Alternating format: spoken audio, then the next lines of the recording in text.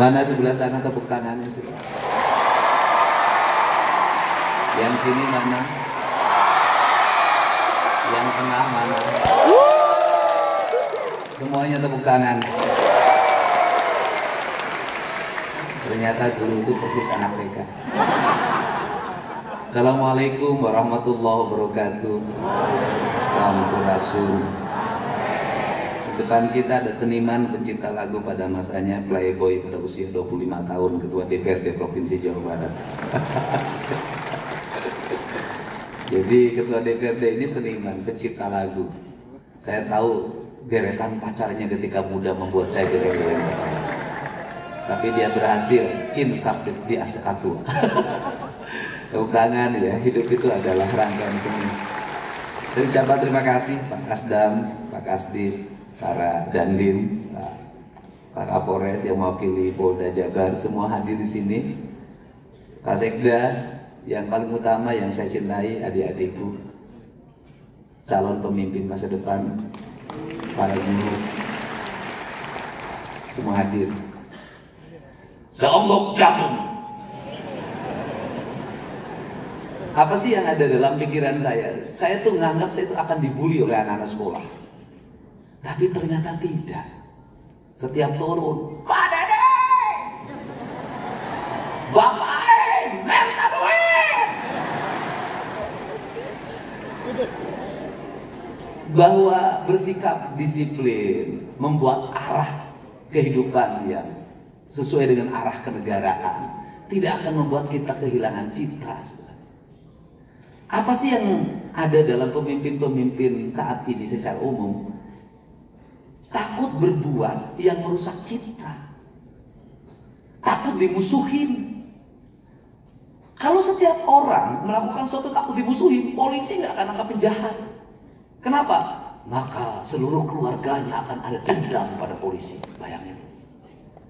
Kalau takut citra buruk, tentara nggak mau nembak. Kalau ditembak nanti saya di video viral. Ini pemberontak, tidak akan saya bunuh. Saya ampuni dan saya ajak makan, kemudian saya ikut pada mereka. Kacau. Saya ngomong teknologi. Negara-negara yang menguasai sains dan teknologi tinggi itu sudah punya big data. Big datanya adalah seluruh warga Indonesia itu otaknya sudah ada dalam data komputerized mereka. Keinginannya apa orang Indonesia? Kesukaannya apa? Arahnya apa? Mereka sudah tahu. Karena mereka sudah tahu, maka dijual kemudian mereka menjual produk. Produk yang mereka jual sesuai dengan pikiran kita. Kita boleh bangsa Indonesia berteriak-teriak, kita bangsa religius, berpancasila, beragama. Tetapi mayoritas pengguna media sosial senengnya nonton film porno.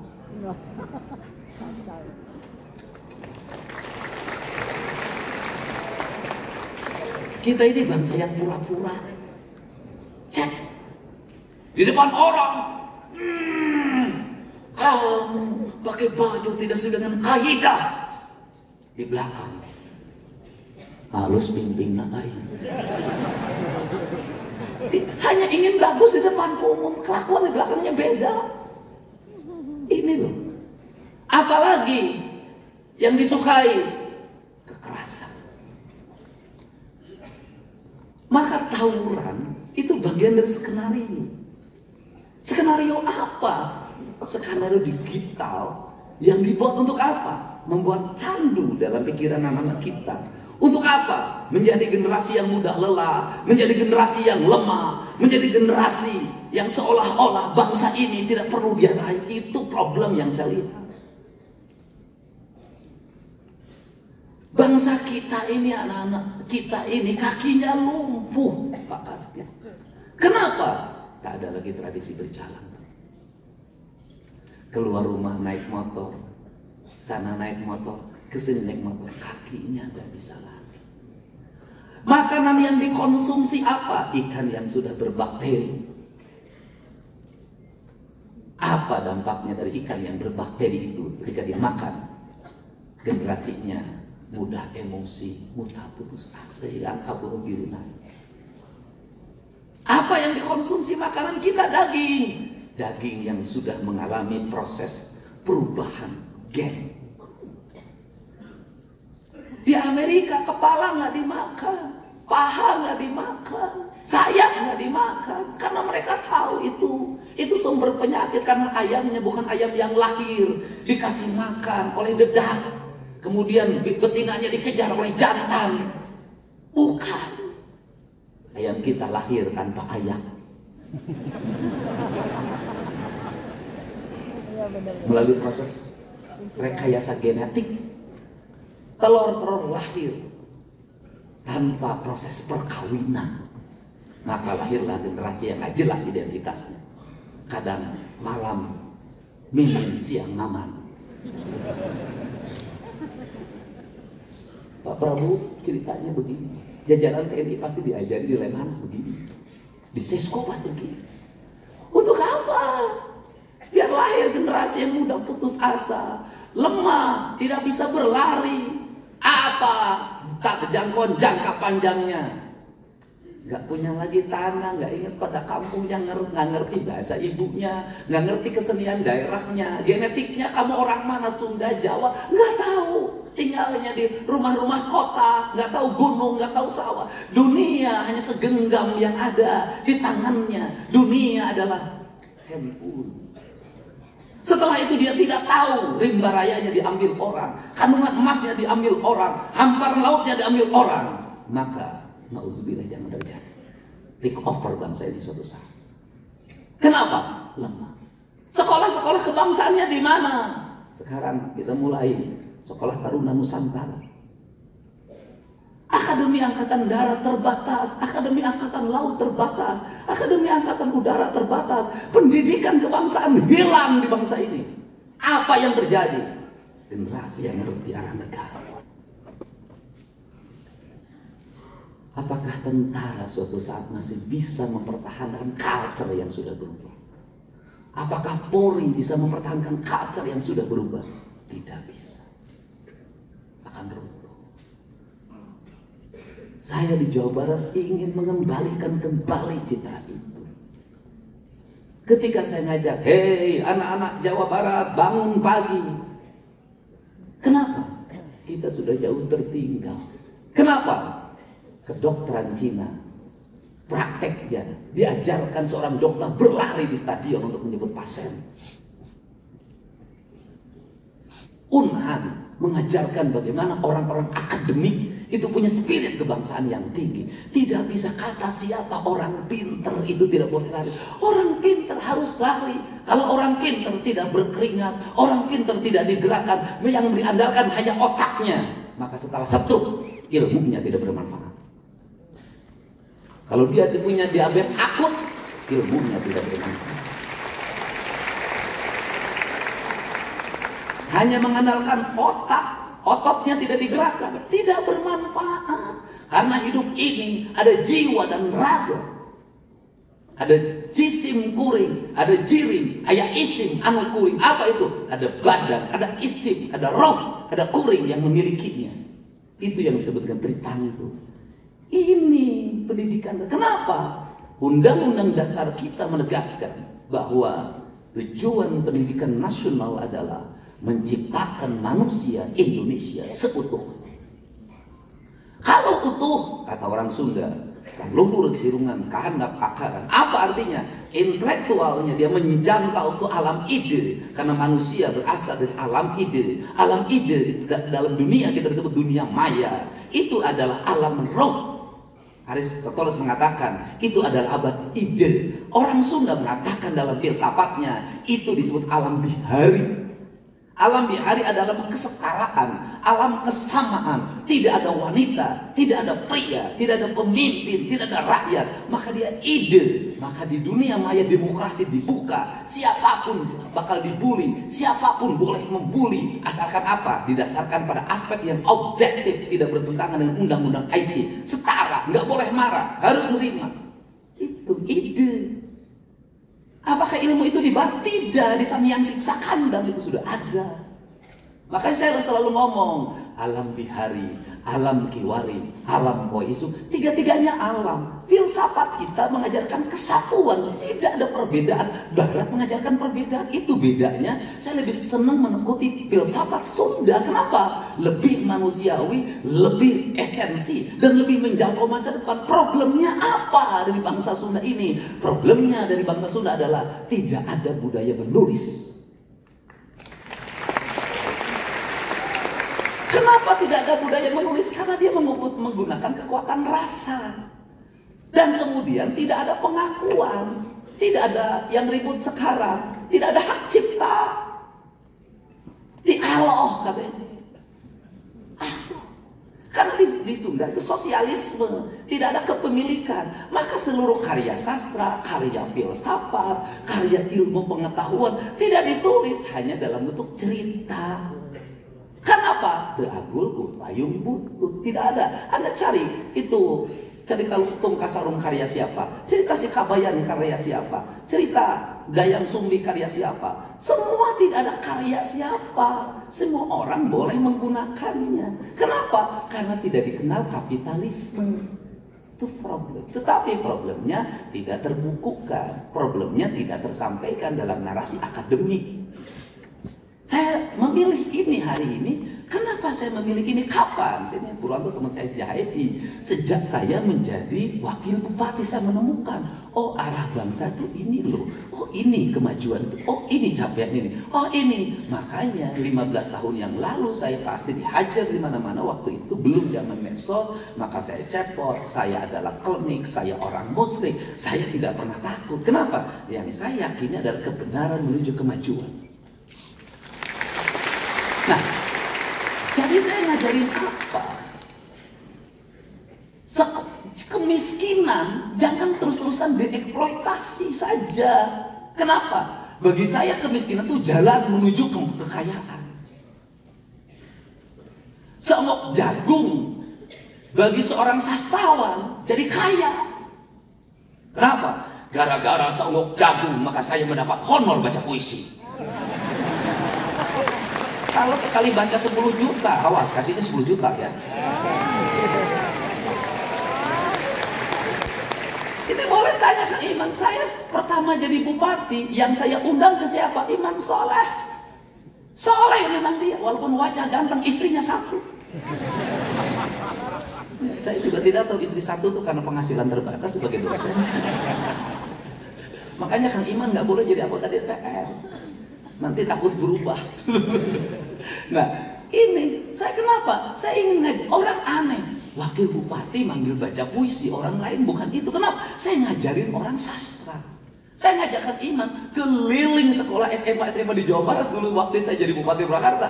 Udah keliling baca puisi. Kenapa? Ini karya. Kenapa? Tidak ada peradaban sebuah bangsa menuju kemajuan tanpa karya sastra. Nggak ada. Tidak, dari seombok jagung itu Anda jangan menyerah. Bapak saya miskin, hanya kuli buruh tani. Bersyukurlah Anda menjadi kuli buruh tani, Bapak. Kenapa? Kamu punya mimpi menjadi tuan tanah pada suatu saat.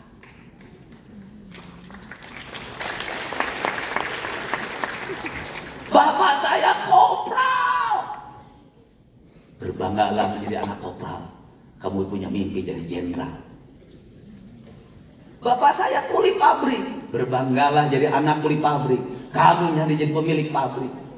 Berbanggalah. Kalau saya katakan, kalau Anda miskin, Anda punya kesempatan yang besar untuk menjadi orang kaya. Kenapa? Keadaan akan membawa Anda untuk terbang ke langit. Tidak ada orang yang mental ke atas tanpa tekanan. Tidak ada. Semakin tinggi tekanan, maka semakin tinggi energi yang kita miliki.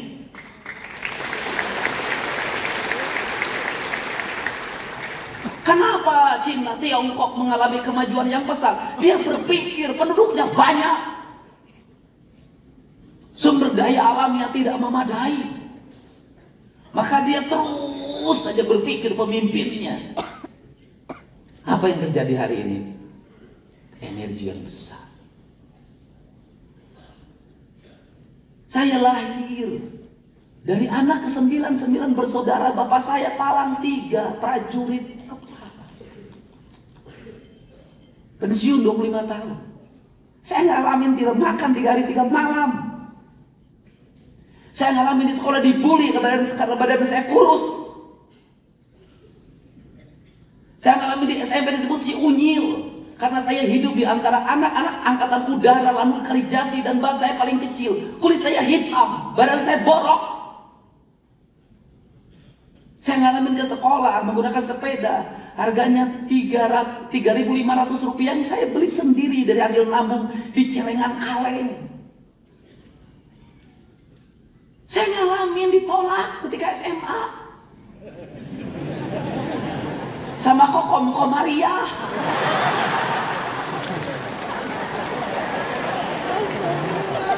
Masih ingat nama itu sampai sekarang. Sama Nur. Kenapa? Nggak tertarik sama saya. Orang ke sekolah naik motor, saya ke sekolah naik sepeda. SMA. Orang pulang sekolah nongkrong, merokok, nonton bioskop. Aing ngalah solo di kebun karet. Saya tuh ngalamin, Pak, mikul kayu bakar. Ada orang yang ditaksir saya sebelah sana, malu lewat, saya lewat sungai. Jadi kalau cerita Garut, Pak Sekda, saya ketika ditolak oleh perempuan diajakin oleh teman saya namanya Iyep. SMA itu, kelas 2. Sudah capek bikin suratnya. Kenapa kan harus beli kertas surat yang harum ada tulisan lope? Kita pengalaman hidup ini, prihatin itu. Tak ada keprihatinan. Udah beli itu, dan untuk mendapatkan itu saya harus jual kayu bakar. Demi kamu, Komaria. Dan Nur.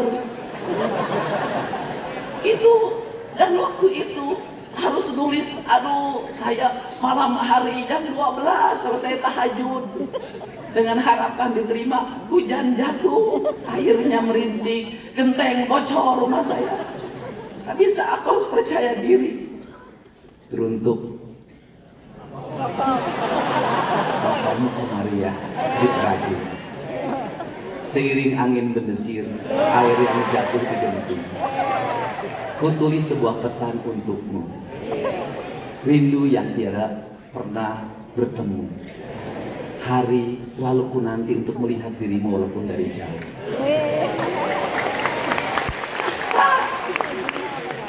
Aku mengerti aku ini siapa. Tak layak aku untuk meraihmu. Kulitku yang hitam, badanku yang berbalut getah karet yang selalu kupikul dalam setiap waktu. Tak memungkinkan aku untuk menemuimu yang anak seorang guru agama. Guru agama itu. Tapi rasa yang selalu membara ini tak pernah berhenti oleh pikiranku yang terasa putus asa.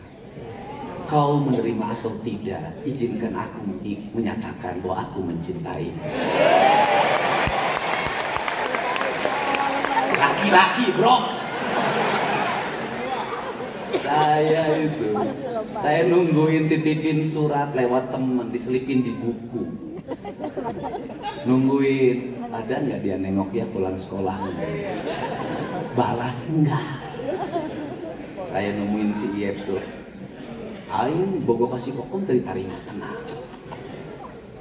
Kita pakai cara lain. Bagaimana? Pakai magic.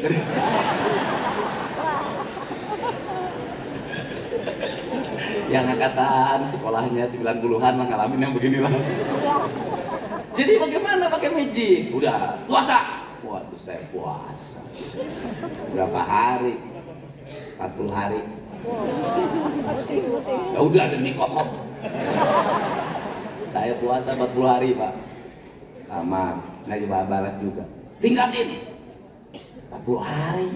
Udah nggak balas ya dia, percaya. Tingkatkan apa? Muti 40 hari. Maksudnya putih gimana? Makannya hanya nasi putih tanpa apapun, minum air putih. Aduh, ya kita jalani demi kokoh. Aduh, itu belum juga. Naikkan tambah lagi, mati geni. Aduh, tambah 3 hari 3 malam, keluar, nggak boleh keluar kamar tanpa bicara. Ngalamin saya. Habis itu lagi, apa lagi? Kata dia tuh, kita harus mandi 7 sumur. Ya oke. Demi cinta saya bilang. Ngalamin Pak, saya tengah malam itu anak muda, kelas 2 SMA. Dari satu hulu sungai ke hulu sungai lain. Apa lagi? Harus bakar apa lagi? Daun pati. Tamat ketika SMA, angin si kokoh. Dan menurut kabar kokoh itu menikah dengan anggota Polri di Polsek. Apa sih sebenarnya pelajaran dari situ? Pada saat itu untuk meraih cinta harus berkorban, bekerja. Inginnya buat kokoh, puasanya untuk diri sendiri, tirakatnya untuk diri sendiri, apapun untuk diri sendiri. Akhirnya guru saya belajar silat waktu itu, guru silat saya mengatakan, wah aing tirakat wah anggar teu payu bah, namanya Bah Jaja itu. Kata Bah Jaja itu, hei Dedi, lamun hayang menang perah kudu perih, tapi lain ngadahar cengek, begitu digegel terus lada. Nah, engke hiji waktu maneh bakal dipikar sepuh awewe nu jumlahna loba. Ternyata baru sekarang usianya setelah umurnya 50. Aku memang ditinggalkan oleh satu wanita tapi dikejar oleh ribuan wanita.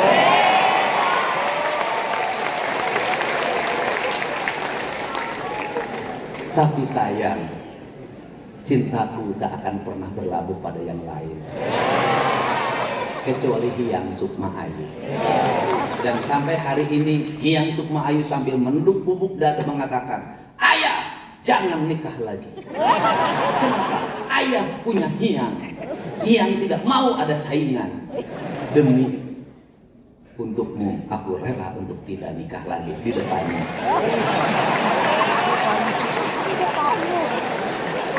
Semangat!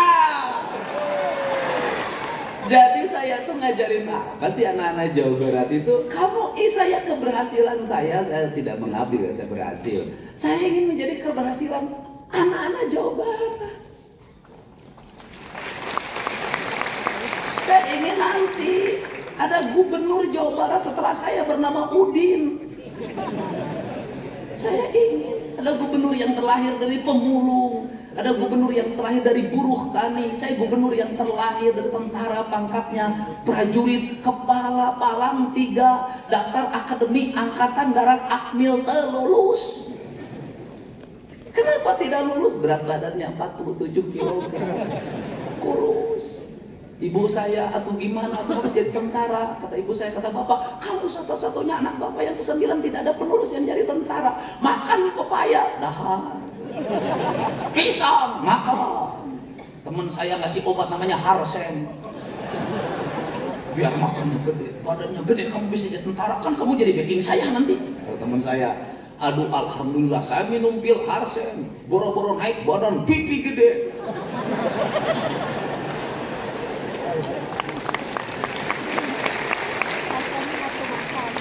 Daftar secaba terlulus. Akhirnya saya pindah ikut kakak saya, tinggal di rumah kontrakan, rumahnya mau roboh, tiap hari saya hanya makan nasi dan garam. Setelah itu apakah saya berhenti? Tidak. Saya bilang ke kakak saya mau kuliah. Di sini aja STH Purnawarman Purwakarta. Uangnya dari mana, Ded? Ya udahlah kuliah aja, nanti juga ada rezekinya. Saya ikut kuliah kelas karyawan. Muridnya hanya 30, semua pegawai ngeskarolot. Kemudian saya nggak habis akal, saya dimodali oleh teman saya. Saya dimodali oleh teman saya, namanya Garli. Ingat saya sekarang pegawai Pemda Purwakarta. Jadi anak buah saya ketika jadi bupati, saya dikasih uang waktu itu 1 juta. Kemudian saya buka kantin, jualan bala-bala. Di sekolah jualan gehu, lemper. Tiap hari begini, nungguin anak-anak sampai pun nawarman jajan. Habis itu saya punya kontrakan sendiri. Itu saya ingat betul, saya punya teman namanya Komaruz Zaman, pegawai pengadilan agama Purwakarta. Kemudian Pak Komar masih sehat. Jarak dari rumah kontrakan saya ke sekolah itu 5 km. Saya ngakalin diri untuk gratis. Ketika pulang, berangkat saya jalan kaki, pulangnya apa? Saya lapar nih, tapi gimana uang saya biar gratis nih, biar awet.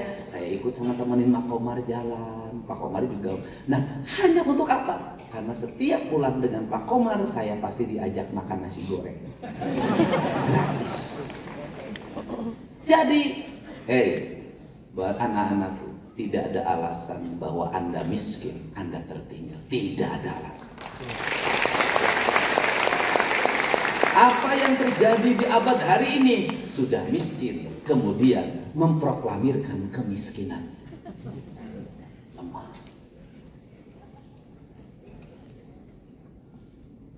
Harusnya apa? Sembunyikan kemiskinan. Anda kerja keras. Kenapa? Apa yang hilang dalam tradisi pendidikan kita hari ini? Pinter-pinter kalau otaknya, tapi lemah fisiknya, lemah mentalnya, kerja kerasnya lemah.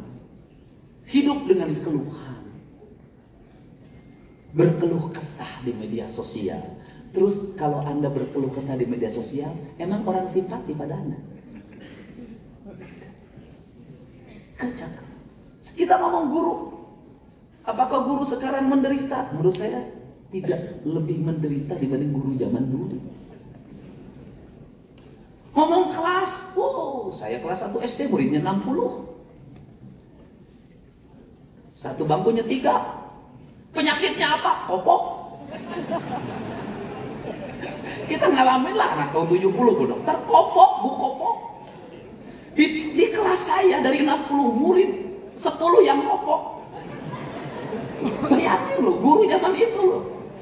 Habis itu sekolahnya giliran, pagi, sore, siang, jam 1 udah dari sawah, ngangon doma, temandi heula, masuk ke kelas kopok.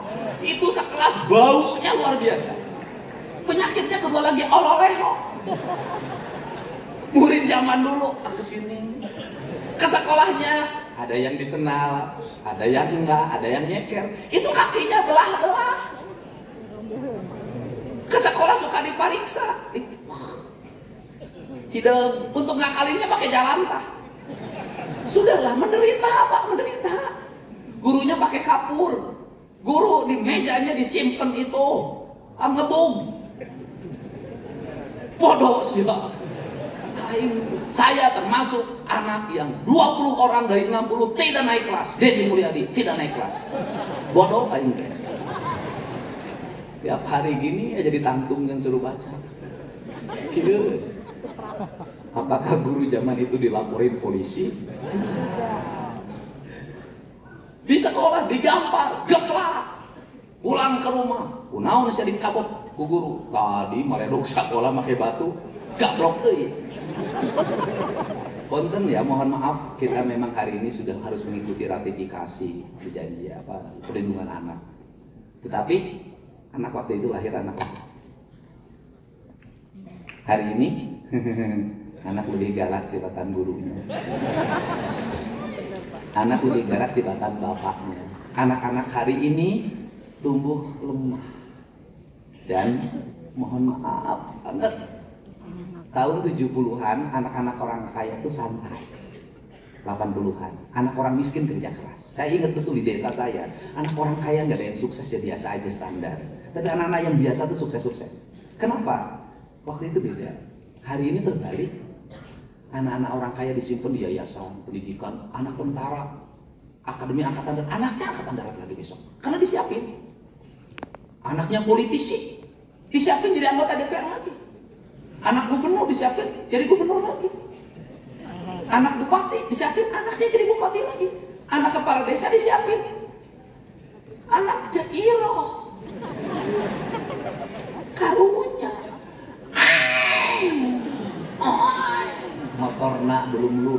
sudah dipuru tulang, diganti knalpotnya, ikut rombongan geng. Mohon maaf, bonceng perempuan, setelah itu hamil. Kan saya banyak nanganin. Kawin sebentar, setelah itu pisah lagi. Anak usia muda, sudah punya anak lagi, bapaknya miskin, sudah mikirin 3 anaknya dari perkawinan yang sebentar-sebentar. Saya nanganin Pak yang begitu. Bukan kata orang. Saya sendiri, saya tahu keadaan mereka. Apa? Lemah.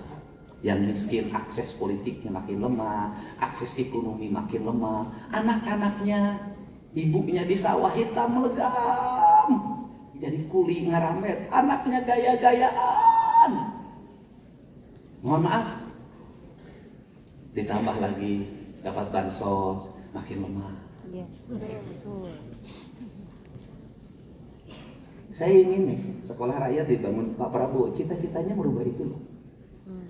Saya ingin sekolah rakyat, sekolah Taruna Nusantara itu hadir dalam setiap ruang kelas di seluruh Jawa Barat. Sekolah yang setara, melahirkan kelas menengah. Sehingga saya tidak ragu kalau di Unpad kemarin mengumumkan, 10 fakultas kedokteran, 10 orang sini, saya biayain oleh Provinsi Jawa Barat, sini. Kedokteran, asal orang tuanya tidak mampu, tapi anaknya punya kemampuan dan keinginan. Saya ingin, ITB berapa orang yang nanti teknik sipil, geologi, kemudian arsitektur. Saya bilang sini, saya ingin minimal dalam setiap tahun itu ada 10.000 anak Jawa Barat dari keluarga biasa-biasa tumbuh jadi kelas menengah baru sebenarnya. Dan saya tidak akan ragu dengan Pak Ketua DPRD untuk mengalokasikan biaya. Uangnya dari mana itu? Pemda Jawa Barat kok banyak banget duitnya sekarang? Apakah Mujak sama Nyi Ratu Kidul? Saya itu orang rasional, akademik. Tanya teman-teman dekat saya nggak percaya klinik. Tapi saya memahami Nyi Ratu Kidul itu simbol dari laut, dan di mana manusia kalau ingin mengalami kemajuan maka harus memuliakan laut. Agar apa? Agar dia bisa mendapat keberkahan dari apa yang menjadi kandungan kekayaan laut itu. Tidak boleh dieksploitasi, tidak boleh dirusak. Kemudian simbol dari tanah disebutnya Sunan Ambu, yang itu saya lambangkan ketika merah putih diserahkan di gedung Pakuan. Untuk apa? Hari ini yang menjadi problem adalah tanah. Kenapa? Ada laut yang sudah disertifikatkan, ada bantaran sungai disertifikatkan, ada gunung disertifikatkan. Padahal itu hak negara untuk dikelola untuk kemakmuran rakyat. Ini problem. Yang ketiga adalah ada mau. Itu adalah uyut, dan itu adalah simbol dari penjagaan hutan. Sebenarnya saya itu nilai itu orang Cina merumuskan itu yin dan yang, kemudian lahirlah seperti Nyi Ratu itu adalah Dwi Kuan Yin. Orang Eropa membuat lukisan Mona Lisa, kita kelik hayang benghar ka Nyi Ratu, lah teu bisa benghar mah berusaha. Nah ini yang di otak saya itu. Tetapi saya bilang meraih kemajuan sains teknologi kita tidak boleh terputus dari sejarah masa lalu sebagai bangsa. Ini. Jadi untuk itu saya ucapkan terima kasih bagi anak-anakku, guru-guruku yang semangat. Nah, kemudian mengajar pagi 6:30. Hitungannya apa? Hitungannya kan sudah terkompensasi Jumat, Sabtu itu kan libur. Saya dulu merumuskan pendidikan 7 poin atikan. Yang satu adalah Ajet Nusantara Senin, yang kedua Selasa Ajet di Buanda, ketiga Rebo Maneh di Sunda, keempat Kemis Nyandi Muawangi, kelima Jumat nyucikan diri, Sabtu Minggu betah di imah. Ini penting. Sekolah isi terus sampai siang, kemudian Sabtu Minggu berkumpul dengan keluarganya di rumah, betah di imah. Rumah itu harus menjadi tempat di mana kehidupan kita nyaman, damai. Saya ini orang yang pergi kemanapun jarang nginep di hotel, selalu pulang ke rumah, karena bagi saya rumah adalah tempat saya untuk berbahagia bersama anak saya. Itu. Maka rumah yang nyaman lahir dari rumah yang bersih. Nah, ini yang harus kita bangun bersama. Jadi yang kita lakukan, saya terserah orang mau mengatakan apa terhadap diri saya ingin punya anak-anak Jawa Barat itu hebat. Kenapa? Industrinya terhampar di mana-mana, tapi rakyatnya belum terserap dengan baik. tanahnya subur, berantakan pengelolaannya. Saya ingin terus menata sungai, menata hutan, menata perkebunan, menata areal industri. Saya ingin terus, saya pas tangan, saya kepalkan terus. Saya ingin membangun kemajuan dan ingin saya melihat anak-anak Jawa Barat yang hebat nanti menguasai di berbagai bidang lini dan negara hadir untuk membuat pembiayaan riset, pembiayaan pendidikan, kelas. Saya sudah ingin membuat kelas itu beradab, satu kelas, satu toilet, satu kelas, satu toilet. Itu saya ingin beradab. Guru-gurunya dibangun dan saya juga mungkin kalau guru SMA mah enggak ya mungkin. Saya waktu jadi bupati dulu, kalau guru SD terutama itu sangat bestie sama Bang Jabar. Ngajarnya di SD Sukamulya, tapi SK-nya di Bang Jabar. Enggak apa-apa kalau uangnya untuk produktivitas. Pakai gade sawah, pakai bangun rumah, pakai beli kebun. Ini kan terjadi adalah uang ini pakai motor, mobil, rumah nggak punya, mobil rusak, motor hancur. Banyak yang sudah selesai jadi guru, rumah pun nggak punya. Ini harus dirubah. Pegang tabungan siswa, pakai dikit-dikit pas kenaikan kelas. Nah itu pengalaman saya sama kakak saya kok, almarhum. Kakak saya itu almarhum, dia kenaikan kelas harus ganti itu suaminya tuh. Ini kan pengalaman saya, keluarga saya guru ada satu orang. Nah ini berubah perspektif. Dan kenapa saya mohon maaf juga, nanti harus ada aturan juga Pak Kepala Dinas, tidak boleh masuk pedagang yang menawarkan barang ke sekolah, baik untuk murid maupun guru. Stop, tutup kunci. Kenapa Pak? Lamun tuh karena nu nganjukeun datang ke sekolah, Pak guru kabitaan. Tradisi ini bener nggak nih Mas Om? Udah kunci aja. Aduh, Pak unggal poe guru nganjuk terus. Saya ingin guru-gurunya terbebas dari tekanan ekonomi. Selain kita berpikir tentang kesejahteraan ke depan, kita ukur fiskalnya dengan baik, tetapi juga gurunya pengeluarannya harus mulai ditekan. Untuk itu saya ke Pak Kadis. Ini saya sampaikan ke Pak Kadis. Manusia itu akan sejahtera cukup dengan negara melahirkan dua hal. Jamin kesehatan gurunya, permudah kepemilikan rumahnya. Ini guru. Makan segala macam mereka ngurus sendiri. Untuk itu Dinas Pendidikan perlu mendata guru yang belum punya rumah. Tidak ada salahnya pemerintah Provinsi Jawa Barat juga memberikan bantuan perumahan bagi guru.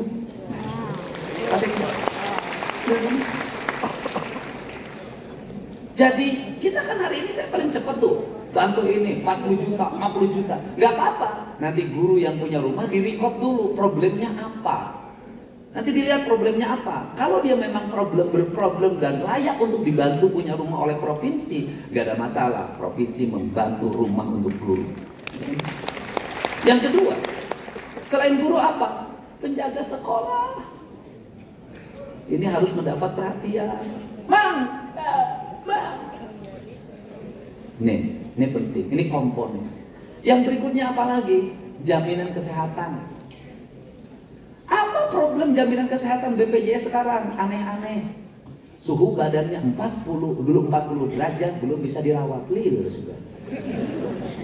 Ya kumaha? Pas saya itu dokter jaga di IGD itu bertengkar dengan pasien. Diusur, oh mohon maaf, mau pulang lagi belum 40 derajat. Kenapa? Kalau nggak 40 derajat nanti BPJS-nya nggak bayar. Bayangin. Sekarang gini, saya minta Kepala Dinas Pendidikan itu aktif. Kan punya UPTD, punya kepala sekolah. Guru nanti suruh lapor kalau ada guru yang sakit, mengalami problem harus cuci darah, segala macam, lapor ke kepala sekolah. Kepala sekolah nanti ngomong ke UPTD, UPTD-nya nanti bisa langsung ke gubernur. Saya biayain di rumah sakit.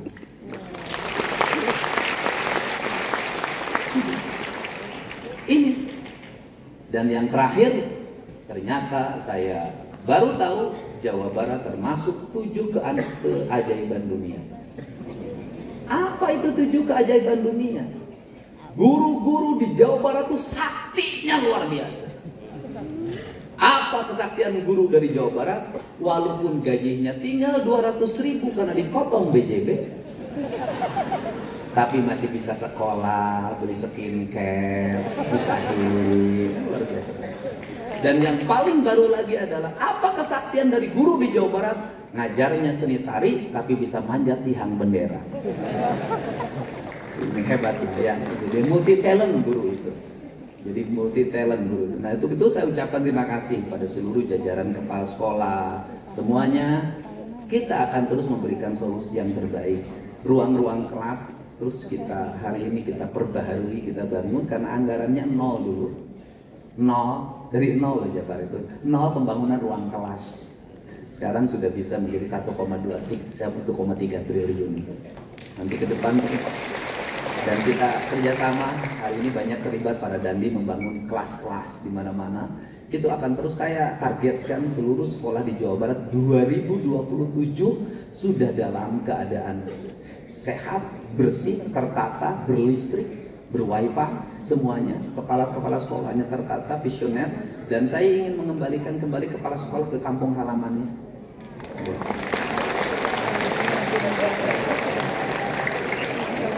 Jangan bikin rumit, Pak Sekda, percepat itu. Kalau orang Tasik, ya jadi kepala sekolah di Tasik. Dan jangan jauh dari rumahnya. Di Sukabumi. Kembalikan, udah nggak boleh. Kenapa? Beban biayanya berapa biaya transportasinya? Saya minta Pak Sekda, saya kasih waktu hari Jumat mereka sudah dilantik kembali menjadi kepala sekolah.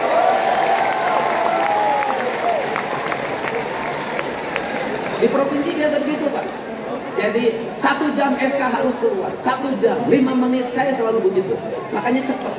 Kita serapan anggarannya paling tinggi hari ini, percepatan pembangunannya. Dan ya termasuk peran ibu bapak semua ya.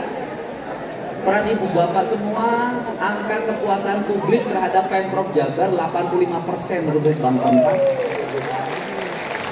Dan Pak Kasbi, Pak Pandam, yang paling menarik justru yang tidak ada dalam RAPBD. Barak militer adalah kegiatan yang paling disukai oleh rakyat Jawa Barat.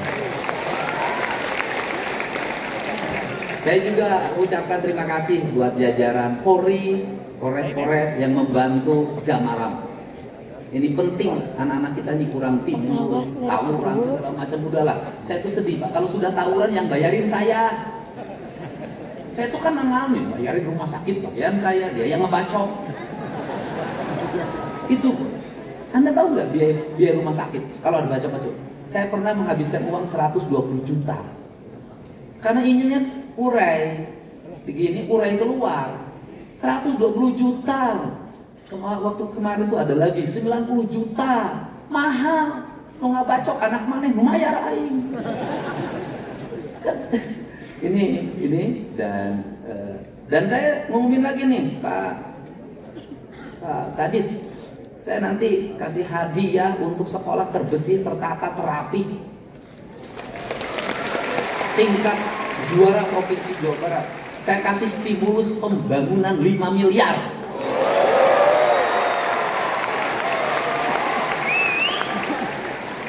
Itu yang juara provinsi ya. Yang pertama Pak Sekda, juara provinsinya yang pertama 5 miliar, juara keduanya 3 miliar, juara ketiganya 2 miliar. Nanti ada yang juara kabupaten.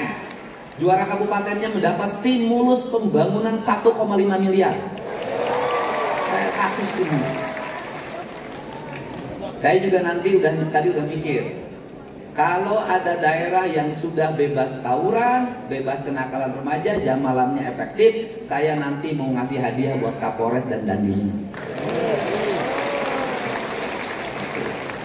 Setuju? Setuju? Nanti juga kami akan mengumumkan sekolah terkotor di Jawa Barat. Ya kalau terbaik diumumin terkotor. Saya juga sudah minta Pak Sekda mengumumkan guru terbaik dan guru termalas. Umumin Pak di situsnya. Ya betul nggak? Jadi di situsnya itu ada situs dinas pendidikan diumumin bulan ini guru yang paling rajin ini di kecamatan ini. Oh, yang paling ini umumin, bikin animatifnya. Guru maneh cain. Untuk itu terima kasih. Mohon maaf banget ini gubernurnya banyak ngatur pada di ini segala diatur. Ya, sekolah itu adalah aturan. Kalau nggak mau masuk dalam aturan nggak mau masuk sekolah. Dan terakhir kita belajar deh dari siapa? Dari TNI Polri. Di antara seluruh pejabat pegawai negara yang paling banyak aturan siapa? TNI Polri. Baju diatur, pasang lencana diatur, masukin diatur, sabuk diatur, sepatu diatur, tinggi badan diatur, rambut diatur, berat badan diatur, semua sudah diatur. Apakah TNI Polri tidak bahagia? Bahagia ternyata. Apakah TNI Polri dianggap organisasi yang tidak tertata? Paling solid. Siap salah, siap salah. Itu kalau ditegur pimpinan, siap padahal benar. Kenapa? Karena di mata pimpinan semuanya salah. Kalau di TNI Polri pemimpinlah yang penentu kebenaran. Siap salah, walaupun benar siap salah. Gitu. Makanya kemarin saya marahin sekda. Hei, kamu salah itu. Kamu ngomong aja cukup satu. Siap salah, tak itu, siap salah. Kalau sipil argumentasinya panjang, Pak Sekda. Oh, panjang. Udah jangan panjang-panjang. Aku salah siap cai deh. Siap salah cukup cai deh. Karena profesor, doktor apa pakai argumentasi landasan berpikir filosofi ganeng cai. Siap salah. Komando saya ambil. Sipil itu harus ditertibkan, Pak. Sipil itu ya walaupun tahu lah. Jadi pemimpin itu kan kadang siap di depan, di belakang diomong ke ngomong, pusing, siap salah. Nah nanti itu pemimpin itu nanti ngaku itu di ujungnya. Jadi kalau tadi itu saya yang salah bukan anak buah yang salah. Tapi di ujung nanti sebenarnya mana udah bener, tapi boleh harapin anak buah saya. Jadi bawa dijaga. Itu seni memimpin. Dan pemimpin tuh dalam militer, dalam Polri sama. Biasanya anak buah yang paling sering dimarahin itulah anak buah yang paling disayangi. Kenapa? Karena kalau sudah tidak disayangi nggak usah ditegur, nggak usah diluruskan, nggak usah dibangun. Dia ini masih ya, weh. Nah, saya ini kepala dinas pendidikan ini termasuk yang sering bergug siapa? Anda bergug siapa? Itu cici guru kumaha tuh, gitu bergug siapa? Stres tuh. Pertama jadi kepala dinas pendidikan tidak sehat hanya selama 2 bulan. Bergug siapa cai deh. Nah gitu. Tapi kan tidak ditanya barijeng diangkat jadi eselon 2 di provinsi kan nggak ada masalah. Daripada ditanya di mutasi. Kamu teh guru yang paling baik, aku sayang sama kamu. Sekarang kamu ngajar tuh di situ. Oke, semangat kok. Semangat ya. Nah kemudian anak-anak itu ngeluh persoalan pulang terlalu sore. Betul tidak anakku? Sekali lagi betul tidak? Saya tuh kan keluar tuh karena sering ngomong sama anak-anak. Apa sih masalah? Betul tidak Pak Guru? Mohon maaf juga Pak Kadisdik. Pulangnya jangan jam 3 Pak.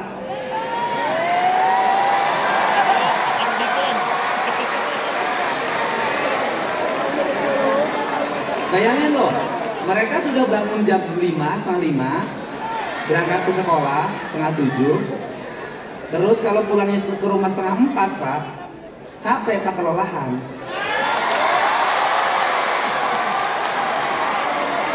Dan memang mereka itu akan lebih bugar Pak kalau sekolahnya cuma 2 hari Pak.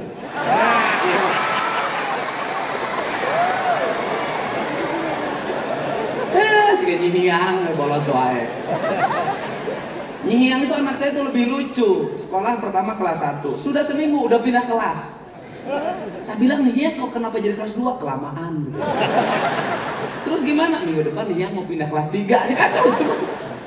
Saya bilang anak-anak juga. Nah, menurut saya idealnya coba ukur secara psikologi anak itu bisa kuat berapa jam dalam sehari. Kalau masuk setengah 7 menurut saya Menurut saya nih, saya bukan ahli pendidikan, menurut saya 1:30 itu sudah harus pulang.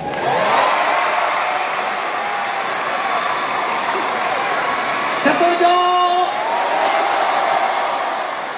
Sebenarnya yang berteriak itu bukan anak-anak, guru.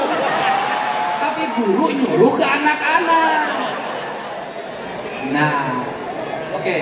1:30 itu harus pulang, Pak. Karena hitung jam kerja PNS. Mohon maaf. PNS itu, ASN itu masuknya jam 8. 7:30 kan? Ya kan? 7:30 kan? Pulangnya 2:30. Hah? Jam 4. Tapi kan kerjanya bukan kayak guru. ASN mah macam HP unggul digaji gila. Bener nggak? Jangan sama nama guru. Nutur-nutur gubernur unggul digaji gitu, waduh. Jangan disamain. Guru ini kan fokus, Pak. Fokus, ya kan? Nah, coba tolong dikaji lah. Saya akan minta kaji saja. Mereka pulangnya jangan jam 2:30 atau 1:30. Pulangnya 1:30.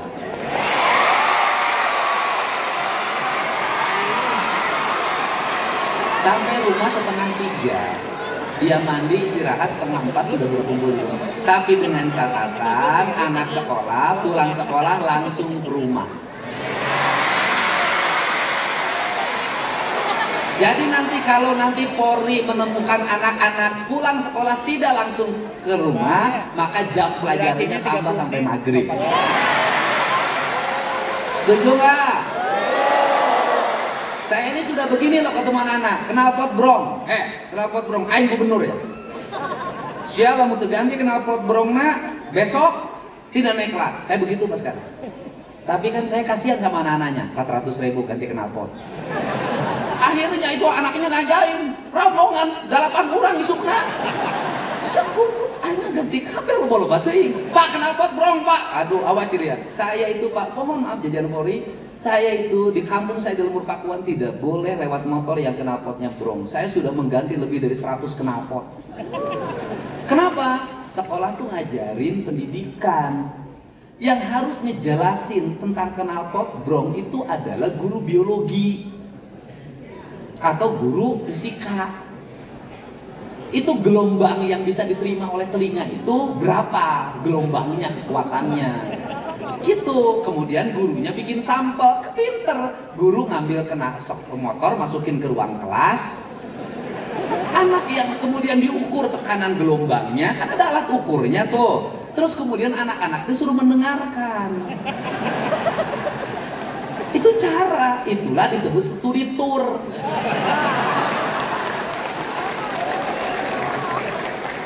Nah terakhir studi tour. Nih, gini deh.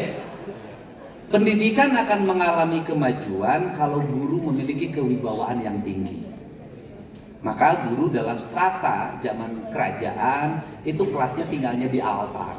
Guratnya gurat air, artinya dia kelas tinggi dalam lingkungan istana yang dia harus independen. Tidak boleh guru menjadi bahan ejekan. Kenapa saya menghentikan sekolah tuh nggak dalam pungutan ini, tetapi saya sudah minta 2026 dana bantuan untuk sekolahnya ditingkatin. Untuk apa? Mengcover kekurangan-kekurangan yang dilarang oleh gubernur. Betul nggak? Kan nggak boleh ini, nggak boleh ini, nggak boleh ini. Tapi di sekolah itu kan kadang-kadang ada kebutuhan ini. Nah itu harus dihitung detil dalam rencana anggaran. Itu loh. Saya ridho kok, nggak ada masalah. Yang kedua adalah studi tour ini, saya melihat kok guru kok nggak ngerti makna studi sih. Studi itu kan proses pembelajaran, tour itu perjalanan. Artinya perjalanannya untuk melakukan penelitian, untuk melahirkan karya ilmiah, jurnal kalau dalam istilah akademik. Jadi nggak usah jauh-jauh belajar itu. Kenapa? Di lingkungan sekolah aja bikin studi tentang penelitian sampah. organik, anorganik. Di belah itu ada taman, bikin studi, ada tanah, bikin studi, ada air, bikin studi. Sudah aja bikin studi, itu bakso, mie ayam, seblak yang di depan sekolah tuh bawa ke lab, dibikin studi, kadar lemaknya berapa, proteinnya berapa, apa dampak dari bagi kesehatan manusia. Lahir orang-orang cerdas. Sekarang tuh nggak peduli, mohon maaf, saya sangat peduli pada pendidikan. Saya tinggal di Subang, lewat namanya SMA 2 sama apa tuh, stiper apa, berantakan. Saya tuh nggak pernah ngomong APBD, bongkar beresin, saya bayarin, selesai rapi. Sekolahnya sadar, ke depan mohon Pak Sikda koordinasikan dengan PU. 1 kilometer menuju sekolah harus bertrotoar dengan baik.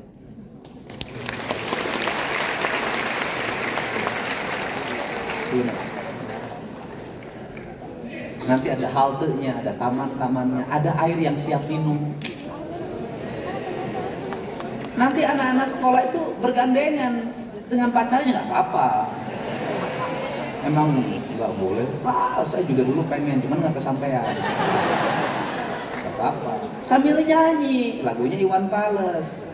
Zaman dulu, jalan bergandengan tak pernah jajan-jajan.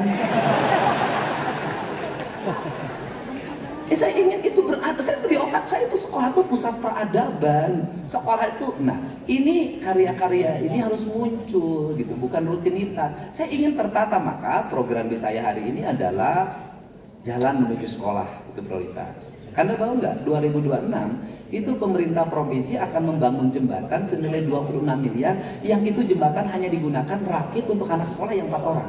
Saya nggak ada masalah. Ini penting. Dan kemudian guru-guru lapor lagi di seluruh Jawa Barat, nggak boleh lagi ada anak sekolah lewat sungai bergelantungan, nggak boleh. Saya pasti bangun, cepat selesaiin. Mau kewenangan desa, mau kabupaten, nggak ada urusan saya. Karena itu adalah martabat pendidikan di Jawa Barat. Mau SD, mau nggak ada urusan. Dan saya juga punya mimpi. Punya mimpi apa? Punya mimpi ke depan ada bis sekolah. Ini mimpi ya, ini mimpi. Untuk daerah mana? Daerah-daerah yang tidak terjangkau oleh transportasi. Nah, saya dulu waktu bupati mau juga itu masih ada tuh mobilnya. Jadi Pak Sekda data sekolah-sekolah yang jarak ke sekolahnya jauh dan belum terjangkau oleh sarana transportasi publik, nggak ada masalah. Nanti kerjasama TNI, kerjasama Polri, kita berikan bis, kita berikan mobil-mobil yang 24-30. Dulu saya sopirnya itu Koramil waktu di Purwakarta. Ketika naik mobil mereka selalu menyanyikan lagu-lagu nasional pendidikan. Nanti juga bisa ada Babinsa, Babin Kamtibmas, udah bisa nyetir, nggak apa-apa. Pagi-pagi nganterin anak ke sekolah, siapin mobilnya milik Pemprov, serahin sama mereka, suruh dikelola, kan gitu, kan nggak ada masalah. Nah, ini yang dibangun. Jadi untuk studi tour ini saya ingin lagi, apalagi yang saya inginkan, nggak boleh lagi guru jadi bahan nyinyiran bulian orang tua siswa. Nggak enak dengernya Pak saya. Aduh, eta mah guru nawe yang gratis dan keluargana. Kenapa? Nanti ada tahapnya Pak. Saya juga ada tahapnya menyadarkan orang tua. Apa itu? Kalau anaknya jajan 30.000 nggak pernah ribut. Anaknya beli baju yang harganya mahal nggak pernah ribut. Anaknya beli motor nggak pernah ribut. Tapi giliran begitu beli seragam sealam dunia tahu semua. Ini juga harus dibenerin orang tuanya. Anaknya jajan 30.000, sekolah 100.000 saja, infak ribut di media sosial. Anaknya nonton konser nggak ribut. Anaknya nonton kesana kesini nggak ribut. Giliran kenaikan kelas, ada iuran untuk bikin tenda, ribut. Kenapa? Ini problem. Sehingga apa sih yang ada dalam pikiran saya? Yang ada dalam pikiran saya ini adalah jangan sampai negara sudah memberikan subsidi lewat dana BOS, lewat BPMU, dan lewat kebijakan pembangunan pendidikan termasuk infrastruktur dengan jumlah puluhan triliun. Tetapi orang tua tetap budget pendidikannya mahal karena biaya lain-lain anaknya terlalu banyak. Saya ingin menekan ini.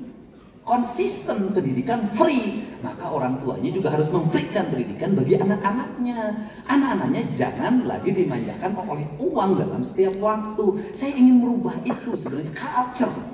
Asal sohor, kajenting, takor. Ini culture yang dibangun. Untuk itu saya ucapkan terima kasih atas dukungannya pada semuanya. Mari bersama-sama wujudkan pendidikan yang berkualitas, yang bermartabat, pendidikan istimewa bagi masyarakat Jawa Barat, dan guru-guru yang istimewa, murid-murid yang istimewa, anggaran yang istimewa, kurikulum yang istimewa, semua dilakukan dengan keistimewaan. Saya ucapkan terima kasih. Saya tidak bisa sampai akhir karena saya ditunggu di Unpad, ada kunjungan Bu Titik Pak Soeharto ke Unpad dan sudah ditunggu di sana. Semangat! Semangat!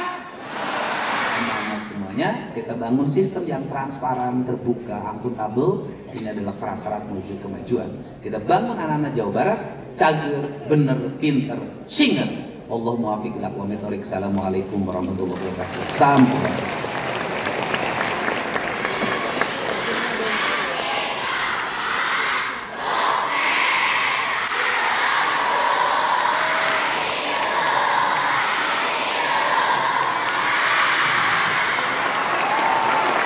Terima kasih anak-anakku dan guru-guruku semua. Semoga kalian semua menjadi orang-orang yang sukses.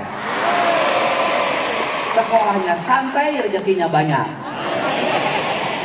Candu. Bukan rumah kita sendiri.